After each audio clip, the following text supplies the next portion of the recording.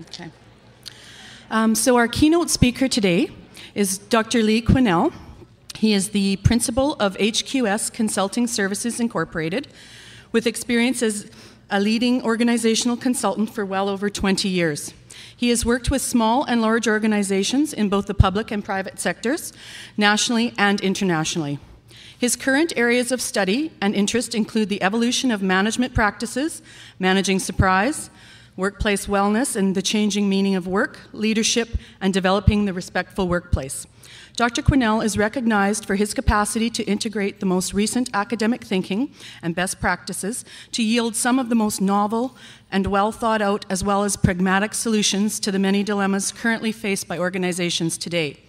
Finally, Leigh has a PhD in psychology and has lectured in the faculties of psychology and commerce at the universities of Manitoba and Winnipeg. Thank you.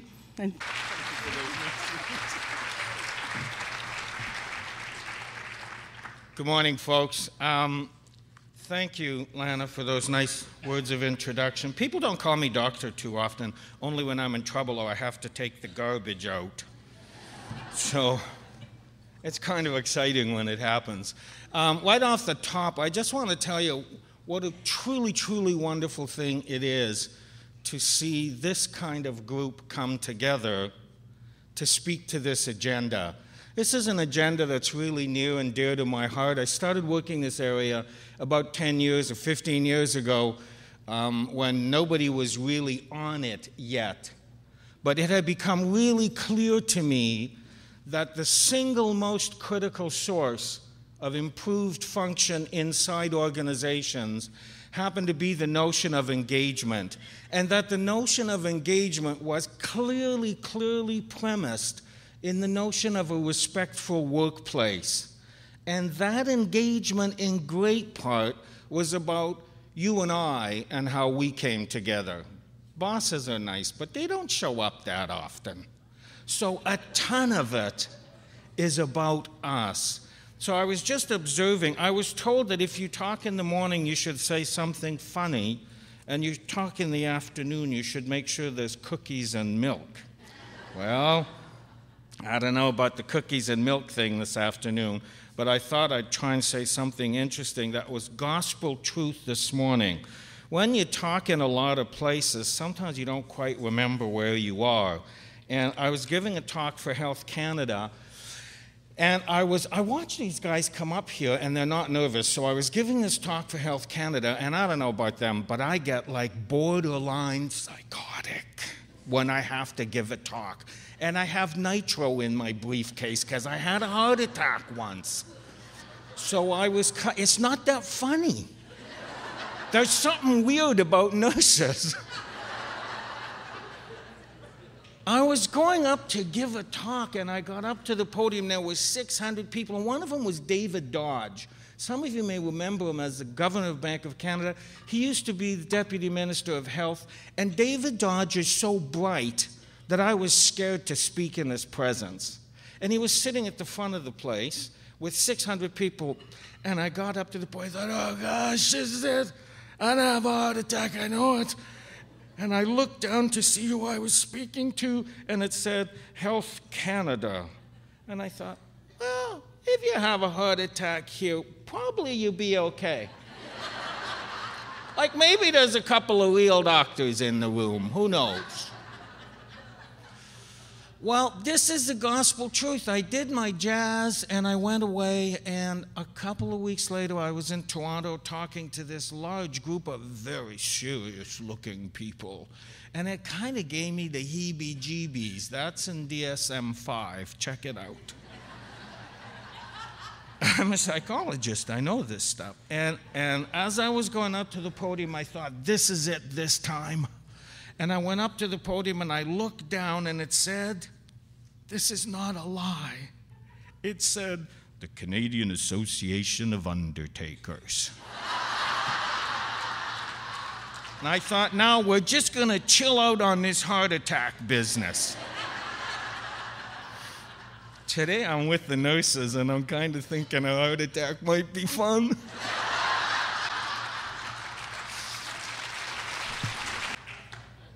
On a serious note, Just briefly, because I'll have the pleasure of your company this afternoon if anyone stays after lunch. It's a problem with talking after lunch, they leave. Sigmund Freud said once upon a time, in my rare and scarce readings of Sigmund Freud, because I, of course, was a psychologist and a clinician and a theorist, but a scientist.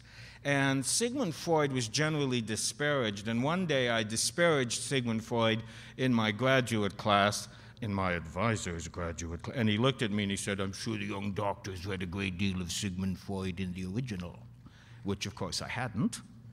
And that was the great academic sin. So off I went to read some Sigmund Freud in the original. And he said this.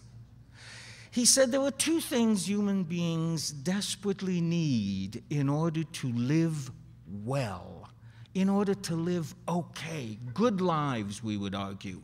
He said those two things are this. First, we need to know how to love and be loved. And I went, I knew it, because it seemed right. The second thing he said was we need to be able to work, and to work successfully. And I thought, what is he babbling about? And then I read the next line, and it said this.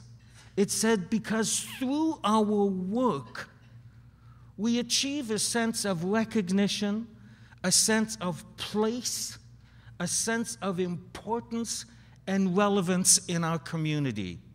And without that, surely we wither.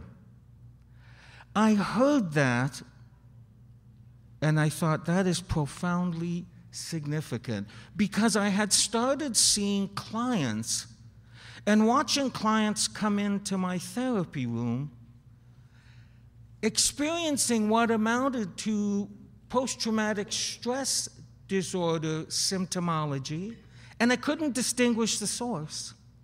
It might as well have been Afghanistan, when in fact often it was their workplace.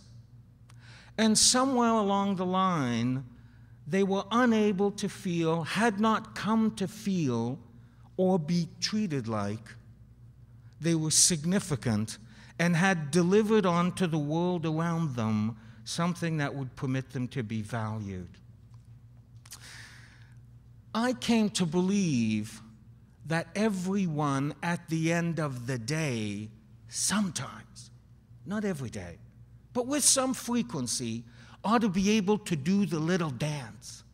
You know the little dance?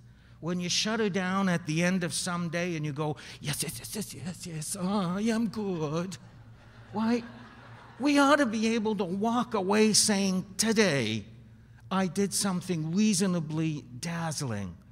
And it was appreciated and respected and honored by the people around me. That's what gives us the juice, right? It also became really clear to me that inasmuch as that respectfulness, that sense of appreciation was mitigated, people went into the workplace challenged. There's an argument that says, and you'll hear me speak to it this afternoon, that people go into the workplace just a tad angry. If you start looking at road rage, it's on the way in or on the way home from. It doesn't usually happen when we were going to a party. That mitigation means people roll into that workplace with a certain edge on. And that certain edge distracts. I know the data's clear. People that are anxious and stressed out in the context of their work have an increased frequency of errors, an increased frequency to get the job done without being as efficient as they could be. Now, there's something I know because Sigmund Freud said it. There's two things people need to be right: to love and be loved, and to walk away occasionally knowing you did a hell of a job. This isn't just about servicing the organization. It's about taking care of you, right? But if you look one step further, it's everything the patient cares about, right? You said you gave a damn. That's why you're in the biz, right? More money to be made easier elsewhere. When I had a heart attack and laid in a bed, a beautiful young woman of about 26 took good care of me. And I had to know in my heart, with great certainty, that when she looked over those railings into my bed, she saw her father and would take the same care of that man as she would have of her father, with the same concentration and the same commitment. That's what makes you who you are. To do that job, you have to take care of the people taking care of the people. That's what we'll talk about this afternoon.